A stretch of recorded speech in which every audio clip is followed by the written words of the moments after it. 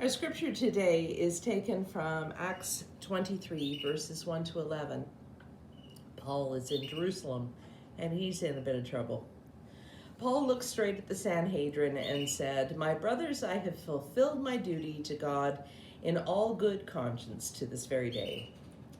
At this, the high priest Ananias ordered those standing near Paul to strike him on the mouth. Then Paul said to him, "God will strike you, you whitewashed wall. You sit there to judge me according to the law, yet you yourself violate the law by commanding that I be struck." Those who were standing near Paul said, "How dare you insult God's high priest?" Paul replied, "Brothers, I did not realize that he was the high priest, for it is written, 'Do not speak evil about the ruler of your people.'"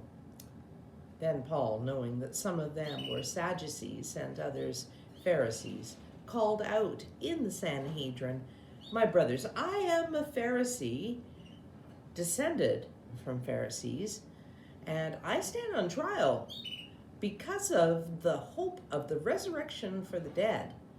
When he said this, a dispute broke out between the Pharisees and the Sadducees, and the assembly was divided. For the Sadducees say there is no resurrection and that there are neither angels nor spirits, but the Pharisees believe all these things.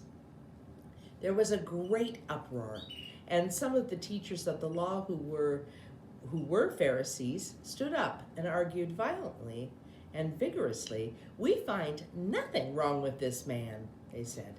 "What if a spirit or an angel has spoken to him?"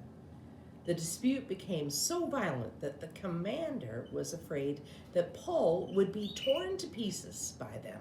So he ordered the troops to go down and take him away from them by force and bring him into the barracks.